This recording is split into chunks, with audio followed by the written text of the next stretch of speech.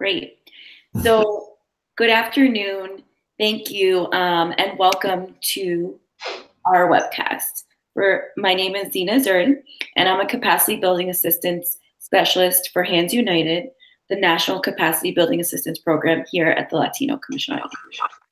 So thank you so much for everyone for joining us. So to get started, you are in a live webcast about HIV and AIDS testing awareness days. Currently in the United States, an estimated 1.1 million people in the United States are living with HIV.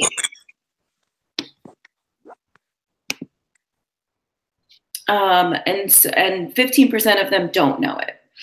And so one way that we can raise awareness around these statistics in the United States is by having national testing events and national HIV/AIDS awareness days.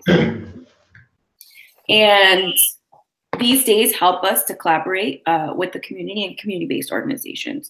So what I would like to do is take some time to allow our participants on our panel today to introduce themselves. So if you could just please introduce yourself. Let us know your name, the organization that you work for, and which awareness day you help to facilitate and participate in. Who goes first?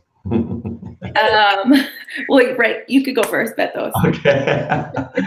Hi, good afternoon, and thank you for inviting me for being part of this important webcast. My name is Luis Mares, and I work at the Latino Commission on AIDS. I am the director of community mobilization programs, and so that means I'm in charge of NLAD and NHAD, and NLAD is National Latin AIDS Awareness Day, and NHAD is National Hispanic Hepatitis Awareness Day. Thank you so much for joining me. Hi, good afternoon. I'm Adrienne Phoenix. I'm from the U.S. Department of Health and Human Services Office on Women's Health. I am a public health advisor in the Division of Strategic Communications there, the Office on Women's Health. My role is one of my roles is to lead National Women and Girls HIV/AIDS Awareness Day. Thank you so much. And hi, this is Leisha McKinley Beach. I'm a consultant with the Black AIDS Institute. And the observance day that we'll be discussing is National Black HIV/AIDS Awareness Day. Thank you for joining us. And your mic was not on towards the beginning, so I think that the participants may have missed your name. So if you could just repeat that for us. Sorry, Leisha McKinley Beach. Great. Thank you so much. And so just to start off, when we're thinking about these awareness days, and the planning that goes into it. So if you could just give us a little background specifically on your awareness day and what is the ultimate goal of it? Do I try again? Sure. Okay, well, National Latino AIDS Awareness Day started 15 years ago by the Latino Commission on AIDS in order to address how the Latino community was being impacted by the AIDS epidemic. The goal of the NLAD, which is the acronym for National Latin AIDS Awareness Day, NLAD, is to create awareness in the Latino community about the impact that the AIDS epidemic, HIV epidemic is having on our community and what we can do about testing, prevention, and linkage to care as well. It has been like, through the years has changed a little bit. Like at the beginning, it was very much focused on testing and creating awareness of our own HIV status to be responsible about preventing transmitting it. But now we continue to focus on that, but we also have added prevention component, links to care, and lately, the next year probably is going to be very much focused on U equals U. So as things have been changing through the AIDS epidemic, the awareness campaign has been changing as well with it.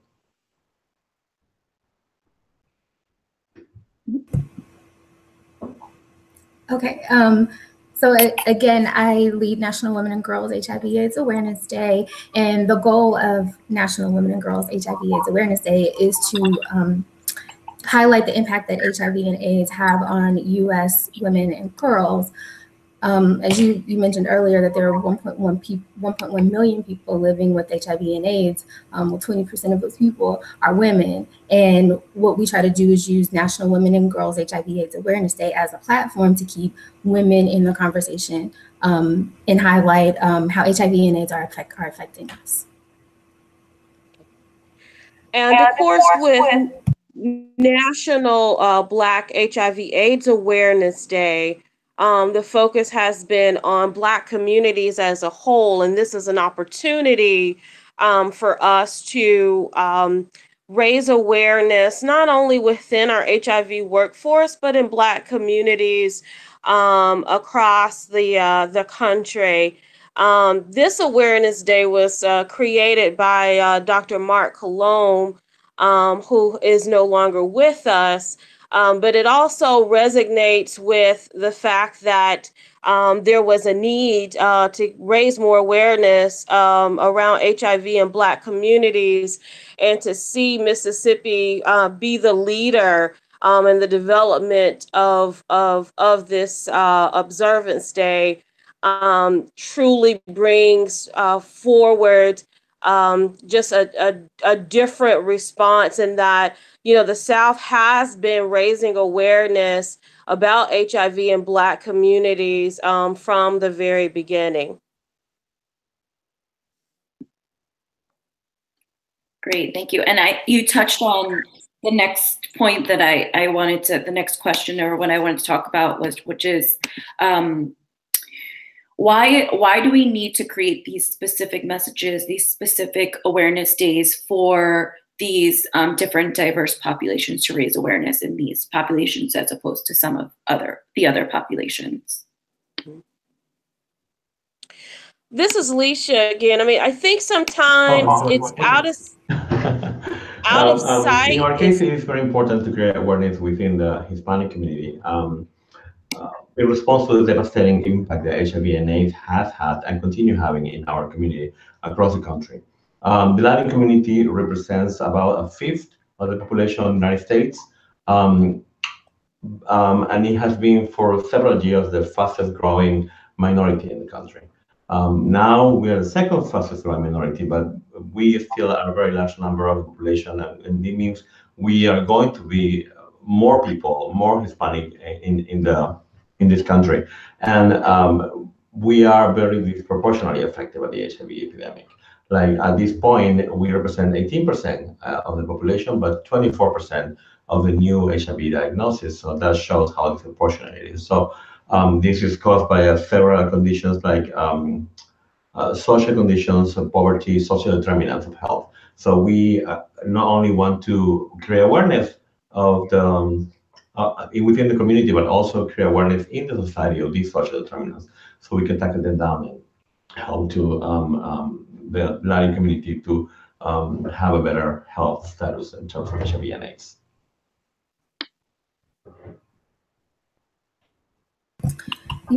Yeah, and I think it's the same for National Women and Girls HIV/AIDS Awareness Day. Women and girls are still being impacted by HIV and AIDS, and we want them. We want to create this sense of awareness and urgency that they are at risk, and that there are steps that they can take to prevent HIV and prevent transmitting HIV to their partners, or et cetera. And, you know, just like Luis was saying, we try to engage community partners and also healthcare professionals and people who touch these audiences, women and girls, every day, and have the opportunity to communicate that message to them. And this is Leisha. I mean, I think that it's so important, because if it's out of sight for some people, it's out of mind. And so these observance days give us an opportunity, one, to raise awareness, two, to provide education. And what I've learned through the years is that it's so important that we don't assume that people who are within our workforce are very versed and knowledgeable about the latest information, because that's not always the case. And so these observance days are the opportunities to even build our own skills in ensuring that we're providing accurate information to those communities that we are serving. And then finally, building new ambassadors. There are going to be times when people retire and they leave the field, and we need to ensure that we have community voices that we continue to raise up every year with these observances. And so they do become very crucial to the work that we do. Great. So I know another aspect of these awareness days and a lot of the prevention efforts that we have in the field is a lot of these efforts have been proven to be high impact. So how would you define high impact? And what is the role of high impact testing in HIV and AIDS Awareness Day events?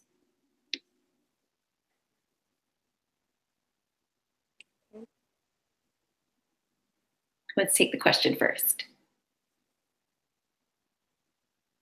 Okay.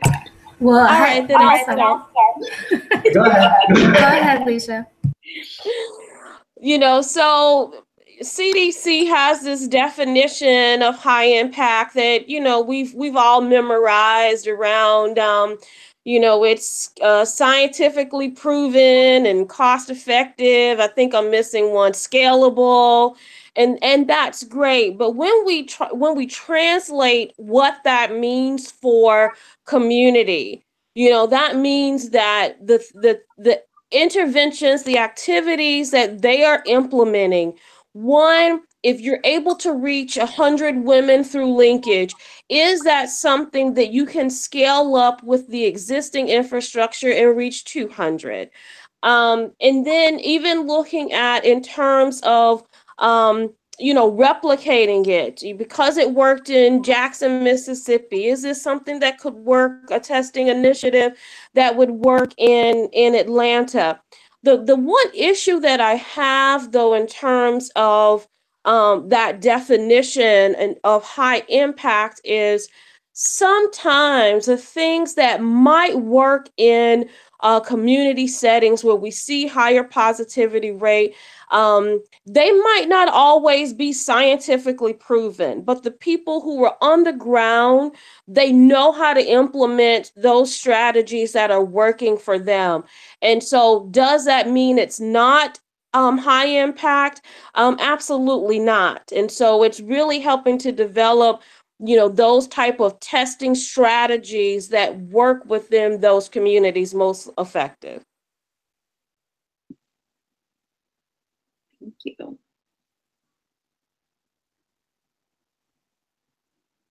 Who wants to go next? Okay, so I completely agree with Leisha when she says on the definition of CDC, what we all have learned and read. But we also know that it's an approach that's designed to maximize the effects of prevention or effort that we have. But in order to reach the most people at risk, in the most areas that they are concentrated, and this includes MSM, people, communities of color, women, youth, and people who's using intravenous drugs. What the second question you asked is how important is the impact, having high impact testing in awareness. Well, it's basically, as I mentioned at the very beginning, that was the main focus of our campaign. We want to create awareness about our own HIV status and in order for us to be responsible, our own way to behave within this AIDS epidemic. So it is very important. HIV, high impact HIV testing is very important part of the any AIDS awareness day, I believe. Yeah, I don't have much to add to that. As far as National Women and Girls HIV/AIDS Awareness Day, we always include testing as a key message, because the only way to know if you have HIV is to get tested. And so we always make sure that that is something that we are communicating out to our audiences and to our supporters as well.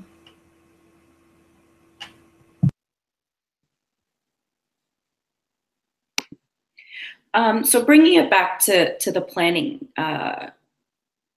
of these awareness days and the events that go along with it. So what are some essential steps that you need to integrate? You need to think about especially when you're going to integrate testing into these awareness day events that y'all plan.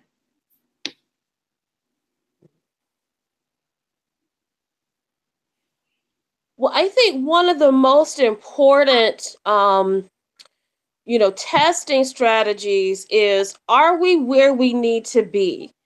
And that there are a couple of tools that help organizations identify that. For example, there's AIDSview and looking at the prevalence. And AIDSview, helps us in framing, you know, prevalence and rates and those things. But what the beauty of having community partners, especially for an observance like National Black HIV/AIDS Awareness Day and National Testing Day, when they see those areas, they already can provide an assessment of what we have. Right. So they know the businesses that are there. They know the partners that are there. They know the leaders that are there. And they help to frame those type of events where in some instances they're large scale testing. And even when the positivity rates aren't that high, I don't say that that's, not a success, because there's still a couple of things that can come out of that. You could be identifying people who have risk, who might not have ever tested before. And it's an opportunity to do education with them. It could be that you're able to gather different partners. So you expand the workforce in those different areas as well. So it's not all about the positivity rates, although that is essential. We obviously are trying to find, people who are infected and might not know their status, but use the observance days and those testing initiatives as an opportunity to help scale up the response in those higher prevalence areas as well.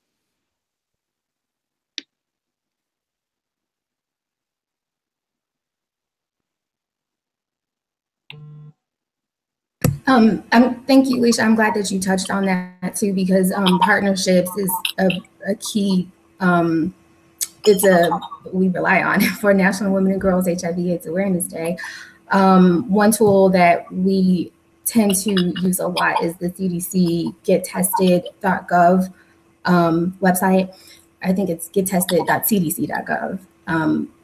So for National Women and Girls HIV/AIDS Awareness Day, our website is the hub of the observance. That's where we link to resources. That's where we have information that women and girls need to know about HIV. And one thing in HIV testing, and one thing that we always want to be sure to include is that tool, so that our audiences, whether that's providers or women and girls or organizations, know where they can go locally for those resources.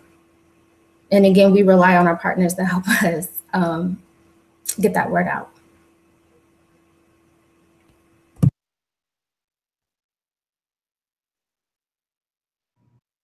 Okay. Well, I think both Adrienne and Alicia have explained very well how important it is to plan testing into the AIDS Awareness Days.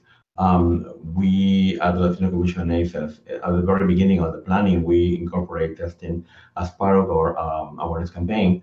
It doesn't mean that every organization, every partner that we have are going to have testing in their own events. It depends on every organization around the country. They own their own event, and they decide whether or not they are going to have testing or not. We prefer, of course, that all of them might have testing events, but it's not in our hands. We cannot force anybody to do it. We support them when they decide to have testing, and we support them with resources and testing kits and all whatever they need in order for them to have testing and testing events.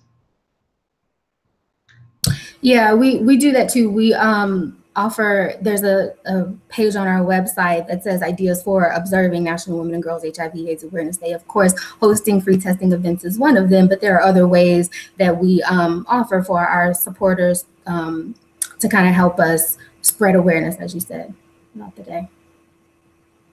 We hope they would all test, but like you said, sometimes it's not a good fit. So. I mean, that's completely understandable. And I think that even if there's an event happening where testing isn't happening, awareness is being brought up in that community. Exactly. So one of the things that came up across everyone's response to the last question was being able to engage community partners and organizations, and being able to, and through these events, helping to find and create new partnerships, right? So thinking about that, how do we engage those CBOs, those faith-based organizations, those healthcare organizations in your Awareness Day campaigns and events?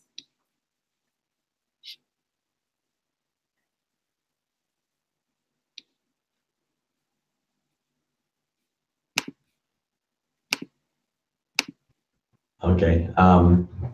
I joined the Latino Commission a little bit a year ago, so I was given the pass to me the NLA campaign. I'm very lucky. I mean, this is 15 years happening, so I found out that we already have a very large list of community-based organizations that partner with us in order to have NLA events around the country.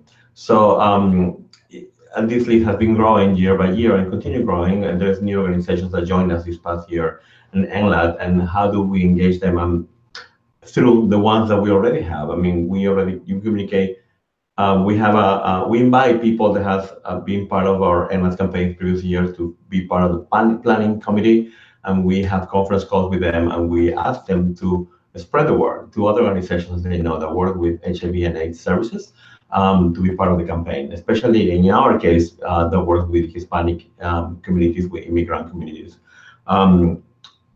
We then have a big network call where everybody who is in the list is invited, and we provide them with the information on what the campaign is going to be about, and ask them back advice, and invite them to be part of the NLA campaign. That's how we join them through. We talk to them through webinars that we produce before the NLA campaign, and we send them materials when they ask for as well. Our website is always updated every year, and through them you can post your event in our website. So that's also a very good thing they can do. I think you also asked about faith-based organizations. In the Latino community, and I think every community, I guess, is very important to involve this community, because our culture, Latino culture, is very much linked to religion. So if we have support of faith-based organizations, it's easier to sometimes deliver the message to our communities. We're also very lucky here at the Commission. We have a program that works directly with faith-based organizations, but I think it's only in New York City. So, but whenever we're planning to start NLAD, we invite them to be part of the planning as well. And that's how we involve them. Yeah, we rely heavily on Oh, I'm sorry, Alicia. One of the things that the Black AIDS Institute does is it provides a toolkit for communities. And with that toolkit, it's at blackaids.org. It gives examples of like different events and resources in terms of educational materials, how to establish events, work with.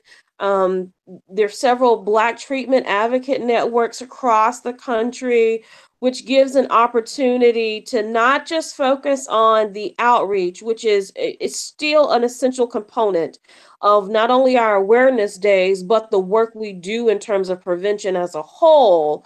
But it also now gives a platform to advance that, to focus on the science and treatment aspects of what we're doing in terms of awareness and prevention. And I think that that's really key. We want to ensure that we are empowering people that might be HIV positive, that might find out through some of these observance events that they know enough about what's happening with them so that they're empowered when they go in to meet the doctor. And so those types of things I think are also key around these observances.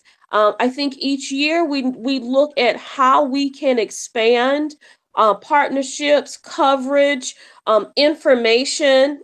We were not talking about biomedical interventions for, National Black HIV/AIDS Awareness Day in 1999, but now we are talking about that. And so looking at ways that we can continue to expand the information we're providing for communities as well, and never forgetting that there should be testing opportunities, because we're raising awareness, and then we're going to ask people to take action. And at a minimum, that action is going to be know your own HIV status. And so we want to make sure that there are opportunities and venues throughout these observances for people to do just that.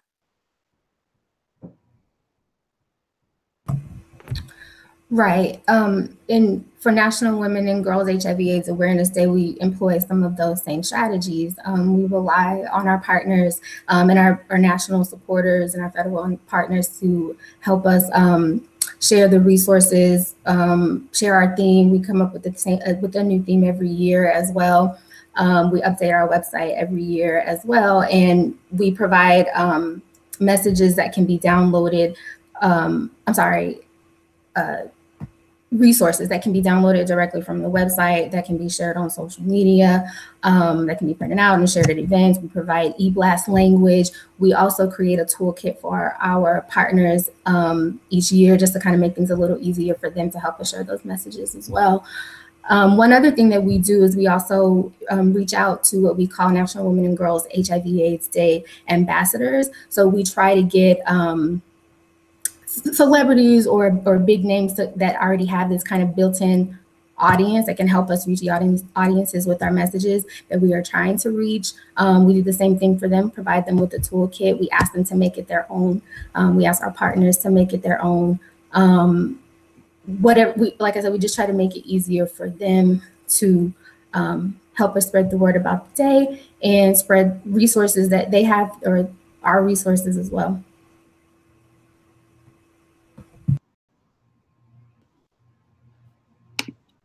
Great. So before we move on to some questions around implementation of these awareness days, what challenges have you experienced when it comes to developing these testing days and some of the events that go along with it? Some of the challenges that this is my first year doing NLED. So it was challenging for me to be able to reach the most organizations that I could, in order to have a more spread National Awareness Day in every state. I mean, I didn't have every state included this year. If the challenge is to make it bigger next year, right? So how do we involve more community-based organizations, more partners around the country? That's a challenge. And the other challenge that I found was, like, not every organization has the capacity to have their own testing kits when they want to do testing, but they don't have testing kits. So we had to provide them. So we had to look for where we can get testing kits and how to deliver that to them.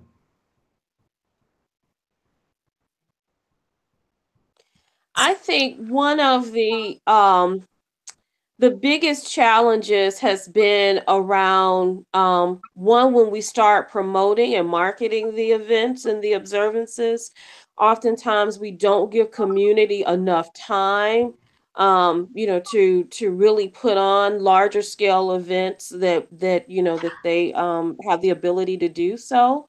And then there are also times when we might not have images or materials that are reflective of the populations that we're asking to partner with us. And the Black AIDS Institute has done a great job in terms of ensuring that those materials for the observances, that they are reflective of the people that we are trying to reach around Black HIV/AIDS Awareness Day.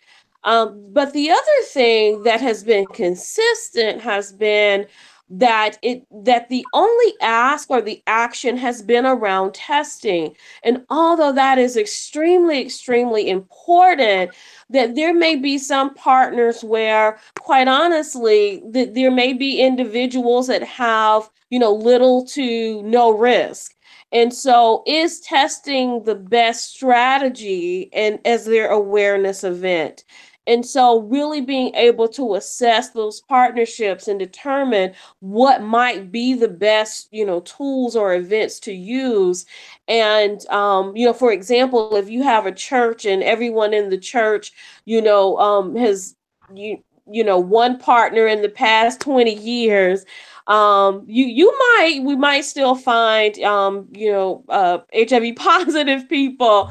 However, it's been my experience that those have been very, very rare, but they want to do something, and that's great. That is fantastic. So let's look at, maybe it's an opportunity to host an education session. Maybe it's an opportunity to have them come out and do street outreach, for the event.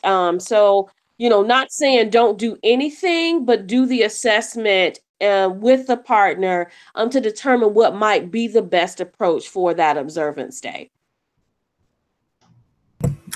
Yeah, you took the words right out of my mouth. It's usually a timing issue with us as well.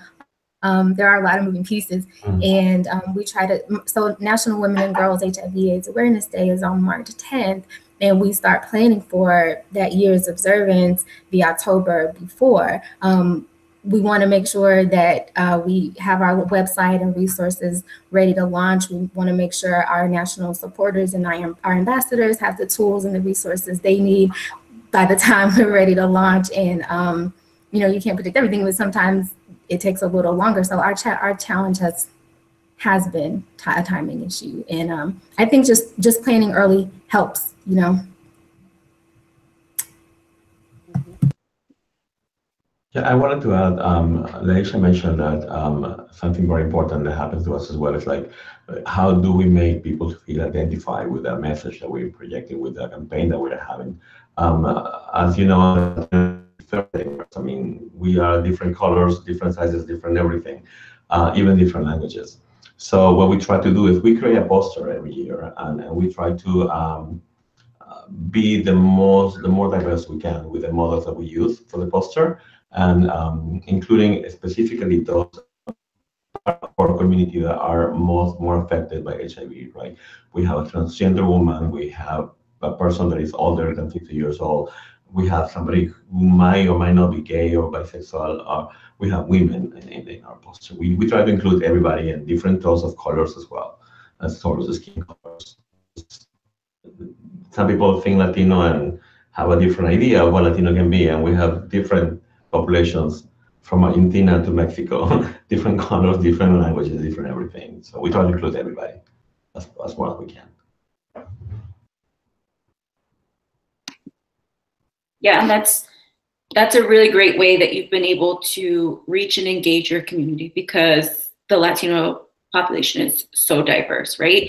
And so continuing along the lines of how we're going to implement these awareness days and how we're going to be able to reach kind of like everyone that falls under the umbrella of Latino, or all women and girls, or all people who identify as Black, right? What are some other ways that you've been able to reach your community through these campaigns, other than kind of ensuring that all of the material is very diverse? Well, we reach the community through our partners. We coordinate with our partners. We send them materials, not just posters, but we send fact sheets, infographics, and every as it was mentioned before as well. We also sending a resource package where they have information on how to create an event, and how to have a public service announcement, how to create a press conference, and all those things. But we also use social media a lot, like Facebook, Twitter, Instagram, in order to reach directly to the population that we're targeting. We have in the past used advertisements in Facebook, for example. Facebook give you, it asks you what target population you want to reach, and you provide Latinos from this age to this age, and they deliver the message to the type of people, to the population that we want to reach. So social media is very important, and also media in general. We use magazines, newspapers, television. Um, we have announcements in Post Magazine, for example. We also have agreements with HIV.gov, with VIV, HView, so we keep on delivering about NLAT and those websites as well, and our own website, of course. I think that it's so important that when we have partners, that they get the opportunity to be a part of all phases, the development, the implementation, and the evaluation phases. And oftentimes we bring folks on because we need them to help us recruit people so we don't, have an event and no one shows up. But that's really not a true partnership. And so by having those partners come on from the very beginning, the language is reflective of the audience that we're trying to reach, the event, where it's located, right down to like very minute logistics, the type of food, the giveaways. They're all reflective of that community, and it's very important, and it's very key. And so I would say if there's at least one takeaway from this, when you're planning observances, don't wait until you've developed the event and then bring on your partners. Allow them to be a part of the decision making and the development process as well, because it really is about all of us and not just what we, the HIV workforce, thinks will be best for those communities.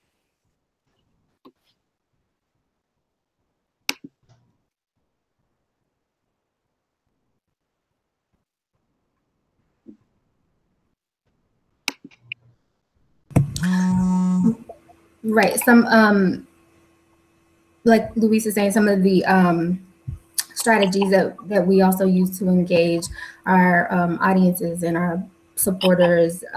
We use social media as well. We rely heavily on social media, but as a tool to kind of engage around a hashtag for National Women and Girls HIV/AIDS Awareness Day, we use a hashtag usually around the theme, and then also the official one, hashtag NWGHAAD. And in our messages, and even in the messages that we provide to some of our supporters and our ambassadors, we always link that back to the resources that we have available on the website, again, using the website as a our website as a hub. Yeah. And as Leisha was saying, it is important to get buy-in from the communities that are using these resources. Earlier, they have the audiences that we're trying to reach, and it's important that it's something that they can use and adapt. Yeah. So we have some of our viewers in, and they're from organizations that maybe are already being involved in these awareness days and having events, and some of them may be just getting ready to get started or thinking about being involved and providing an awareness day event for some of these days within this year. So what does an organization need in terms of implementation when it comes to hosting an awareness day event? Well, it depends on the type of event they want to have. My experience last year with NLAT, every event, I was able to attend 3 events, one in New York and 2 in New Jersey, and they all were different. And so it depends on the organization, basically, what they want to do, how they want to, the type of event, who they want to involve, right? Like one, for example, was a soccer championship, and they create their event around So there was testing. So everybody who was coming brought people for testing or something like that. And they went through booths and they collected points. I mean, it was very ingenious how they did that. It was very interesting. Well, I went to another one, was just a panel talking about HIV, and testing was outside. So what they need depends on what they are going to do, what they want to do, and the type of population they want to reach out. But of course, if they want to implement an HIV testing event, they need test kits, and they need to have the capacity of getting them through us or through themselves. Have people who is able to run the test and be ingenious. I mean, funding is also important, obviously. They most of the time they have an event according to the amount of money they have to produce the event. Yeah. I think that there are three foundational questions to ask when developing events for any of our observances. Number one is, what's the message? What is it this year that we want to convey to the community around this observance? Number two, who's the audience? Is it, for National Black HIV/AIDS Awareness Day, are we trying to educate the community as a whole? Are we focused on women? Are we focused on young people? Who is the audience? And then number three, what are our outcomes? And when you can answer those three questions, it will help to frame who our partners need to be. And this is before you even begin to develop the event. So who are our partners? Where might we be able to access our populations, for this event? And how are we going to measure if it was a success or not? And if it is a testing event, and your only measure is the positivity rate, then oftentimes we set ourselves up to fail, because it's more than just about the positivity rates. It's also about, are there first timers that are testing? Which, is still a surprise to me, but in 2018, we are having people who are testing for the first time. If we're identifying first timers, that's a success. If we are identifying, we are at an event, an area where we're identifying risk, and we're able to give some type of prevention strategy to those individuals, that's a success. So looking at what we want to achieve even before we start is also key, for the both planning and implementation of the event.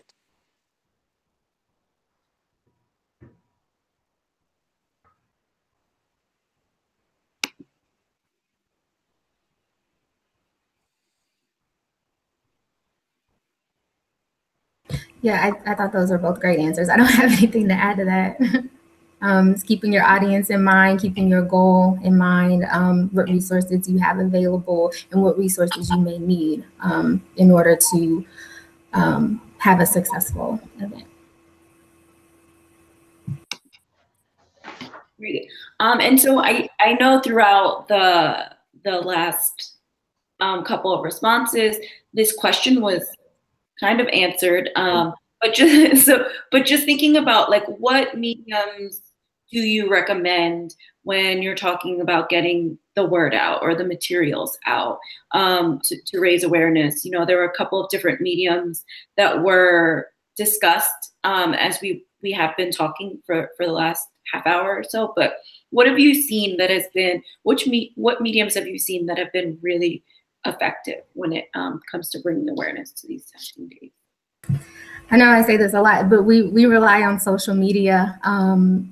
That's where our audiences are. If you're looking at college-age women, or if you're looking at high school-age girls, that's where we're finding them. Or even I'm seeing that a lot of organizations are also using social media as ways to get the word out about their events and their observances and their messages. Like I said, we always have a hashtag that also helps with us when it comes to tracking the observance. That's one of the metrics that we use. It's easy to follow a hashtag, and Twitter provides, metrics for you already that are easy for you to report out on. We also use eBlast And like I said, we provide our ambassadors and our supporters with language that they can use in their newsletters or on their website. So yeah, we rely on social media heavily. That's Twitter and Facebook. Yeah. And Pinterest. I forgot about Pinterest. And I agree with Adrian. You know, social media has been a great platform, you know, for us to talk about these observances and promote different events. I also would not count out just by word of mouth. There are, you know, folks that attend events and they came because a friend invited them, or, you know, someone from their social circle, you know, told them about the event. And to me, you know, folks who believe in what we're trying to do, or they are local ambassadors, you know, which is a word you've heard several times today, they really do become key to the success of the event. Because if that's somebody who's a part of my network and they tell me, like, this is going to be something you don't want to miss, I'm coming. Don't count out those personal interactions as key as well.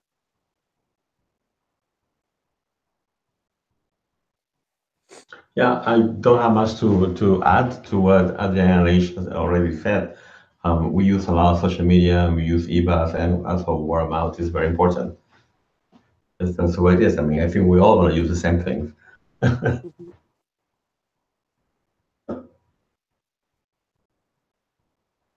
No, I agree. The hashtags are very easy to track when you're going back and looking for measurement for metrics. And you can also look back through those hashtags over the last couple of years and see how it's increased. You know, if 20 people were using the hashtag 3 years ago and now you're up to 60 people using the hashtag, you've clearly made an impact there. So it's definitely, I'm all for social media. I love it when it comes to the promotion of programs and these events. So thank you so much for giving us some insight on that planning and pre-planning that needs to happen, as well as implementation, some of the mediums that work best, and those 3 essential things that you need to look at when you're looking to plan an Awareness Day event. I think those are some very key things that people viewing can use to enhance some of the events that they have been doing, as well as things to think about for implementation of coming year's Awareness Day events. And so the last thing that I wanted to chat about is something that I think we touched about when we talked about hashtags and looking at the metrics, but that's the evaluation, right? How are we able to measure that this Awareness Day was successful, these events were successful? So how do you know if your Awareness Day has been successful? Well, some of the metrics that we use, like I said, our website is sort of the focal point, at least from the federal side. So some of the things that we look at are page views, some on each section of our website. We track social media metrics, like I said before, the hashtag. We also do a thunderclap, or we have the past couple of years. So that's another metric that we use. We look at the e-blast that we send out. We look at click rates and open rates. Those are things that we can easily report out on. We also we look at media impressions that's online or online or radio or etc. I think that covers everything. Yeah, we also look at partner or supporter events. Mm-hmm. Yeah, I agree again. We look into the number of events that happen around the country as a reflection of how many people we are able to reach. The more events, the more people are able to reach. Not much the number of testing, but it also is important how much testing is done. And as Laisha was mentioning, it's like it's not just how many positive people we found. It's like how many people is tested for the first time, or how many people learn about testing. Um, the social media as well, we measure how many hits we have, how many people have seen the posting, how many people reply to us. Um, uh, I think Facebook and gives you reports if you request it. Of how many people was in your page, how many people was we saw whatever you post, videos or pictures or ads that you are using to promote the campaign. Um, we also have requested sometimes to our partners whenever they have an event, a report. I mean, just a quick report of what happened, how many people you had in your event, what do you do in events, if you have any pictures to share with us, so we can have those things to evaluate more or less what's happening around the country in terms of events. Is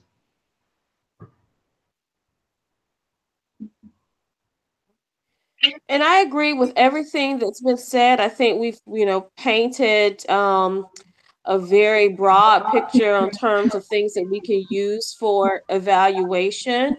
Um, the other thing that I would add is, especially for events that happen annually, when you have people coming back and they say, this is where I have my annual HIV test done, is at the National Black HIV/AIDS Awareness, faith event or club event. That says to me that one, they've heard the message because they are coming back and they're having an annual test done, which is awesome. They've made that a part of their prevention strategy. And so again, all of those tools are important in looking at, whether your event is a success and not just prioritizing the positivity rates. Yeah, and that was kind of going to be my follow-up question is, how are these testing events and how are our general testing events and activities that are done kind of throughout the year, other than these awareness days, impacted by these specific awareness days that we have? Are we seeing, like you said, a spike of somebody who comes back every year based off of what they learned at this awareness day? Do you see that kind of across the board, that increase? Well, I think that one of the things that we do extremely well in HIV is observance days. I think we got one a month. So it's if you miss an opportunity to test or educate in February, don't worry, something's coming in March, something's coming in April and May. So those are great opportunities. But the other side to that is that when we start looking at the events and you're with your committee and you're saying, what do we want our outcomes to be? The outcome might be that there's a series of educational sessions or forums that are a spinoff from your HIV Observance Day event. That could be an outcome, that we're committed to, educating the community on a certain topic, and we're going to host a series of events from that, and making that big announcement at your observance event, pretty much then can set the stage for the rest of the year for just different educational opportunities. So there's just a wide variety of things that we can do with the observance days that can continue throughout the year in terms of testing and education.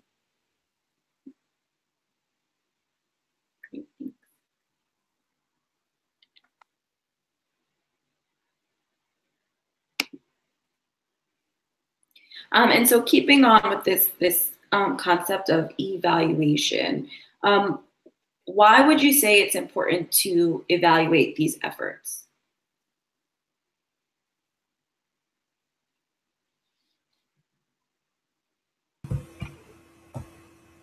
Well, I think it's important for us to see sort of the results of all of the planning that we've been doing for since October, we can see the impact. And I think it provides an opportunity for us to plan for next year. So if we see that one sort of message is getting more views or more likes, we can keep that in mind when we're trying to promote the observance in the future.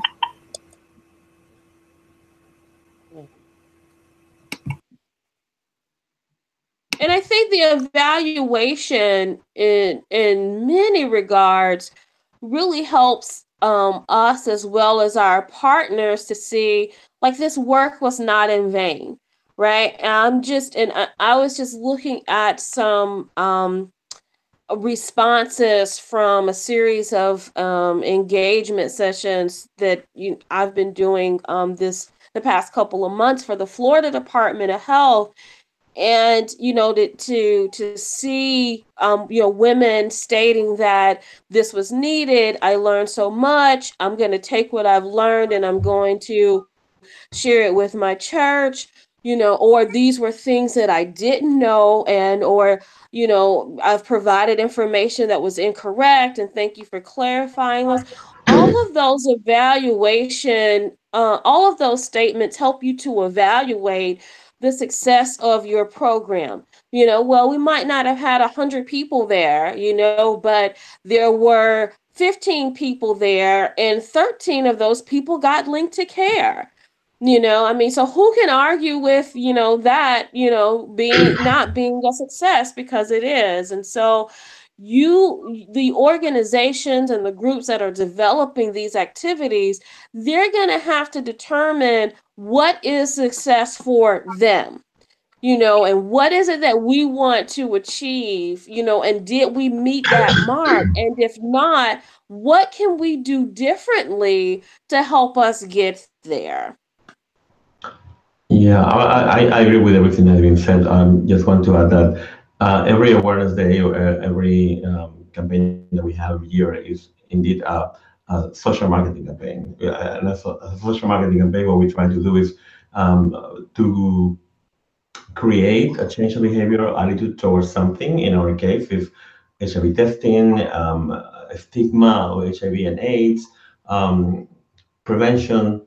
A way to evaluate is there's certain different types of evaluation for a social marketing campaign. One is the process evaluation, one is the outcome evaluation, and the impact evaluation.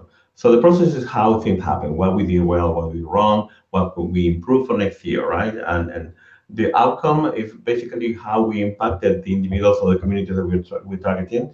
And sometimes we do surveys before the campaign and right after the campaign to see if we have created change in the behavior. As Laisha was mentioning, some people learn new things about not just the campaign, but the HIV epidemic, or why is my community affected, or what risk I have. If we make a change, our campaign is successful. I mean, and the impact is more long term, right? Like we're trying to get people tested. That, as you mentioned at the beginning, 15% of people who is infected with HIV doesn't know they're infected. So one of the early epidemic campaigns in New York is like reduce the percentage, and so we are part of that campaign. So the impact that a long term having on the community is going to be measured later.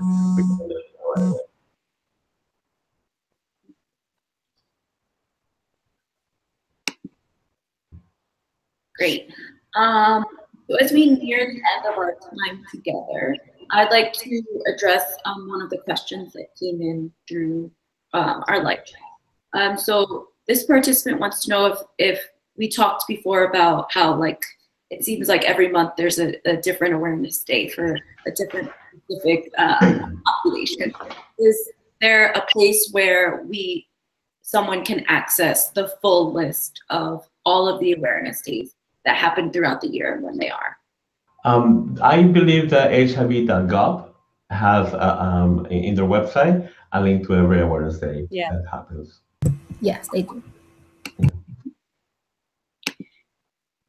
Great. Yes. So we have come to the end of our live webcast. So I'm just going to ask each of the panelists if there's kind of like one major takeaway that you want our viewers to take away from this webcast. What would it be? Ladies first.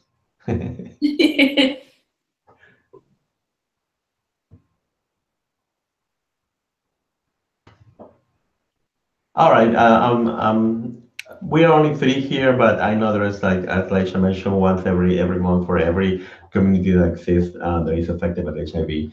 Latinos, African community, women, LGBT, youth. On April 10th, coming April, is the Youth HIV Awareness Day. So the big takeaway here is, like, we might belong to different communities, so we should be aware of different risks that we not just because we belong to the community, but it's such a determinant that cause that because we belong to certain communities, we're at risk of being HIV positive, and if we are positive, how we can be responsible about our self status and what we can do for our health and the health of our community.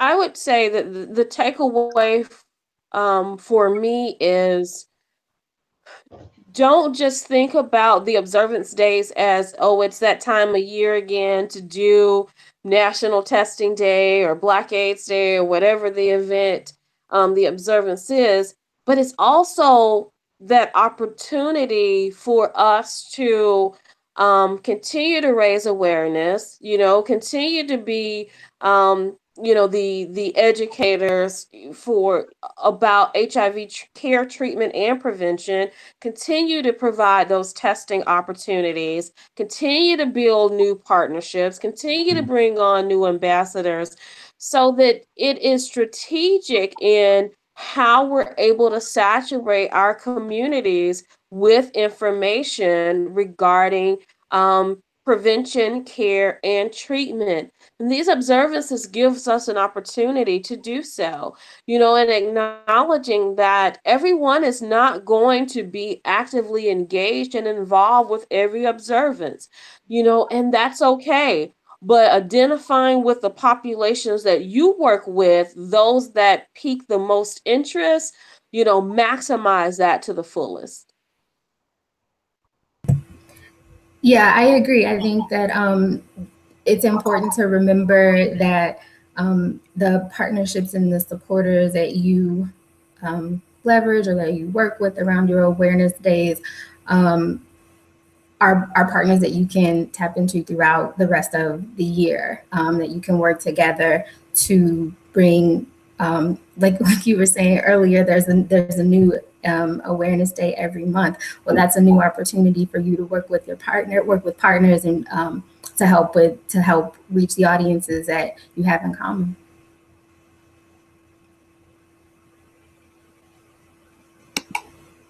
Great, thank you. Some of the major things that I took from the great conversation that we had over the last hour or so was, understanding that it's an awareness day, and it's not just about the testing that happens on these days, but it's not only measured in how many people got tested that day or the positivity rate of that awareness day, but really, like y'all said, bringing in people who have never been tested before and having them come in for their first test, or someone learning, a new fluid that they didn't know before, where that could put them at risk for HIV, right?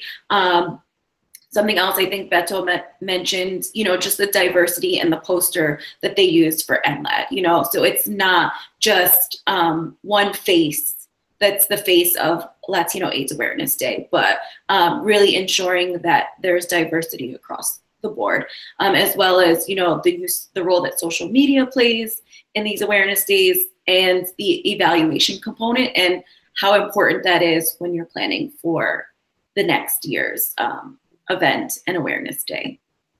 So those were just a couple of the key things that I heard throughout this hour that really were helpful to me when I'm thinking about engaging in these events and partnering with y'all for the future years. So I want to thank I want to thank you all for participating in this live webcast. Thank you so much for giving us your wealth of knowledge when it comes to facilitating and participating in these awareness days over the past years. I want to thank you, say thank you to all of our viewers who took the time to tune in and spend an hour or so with us chatting. You can contact us at CEBA Division at latinoaids.org, and this video of the live webcast will be available for anyone who was unable to tune in with us live. They can still get the wealth of this information by accessing the video afterwards. So again, thank you so much, and enjoy the rest of your day. Thank you. Thank you. Thank you very much.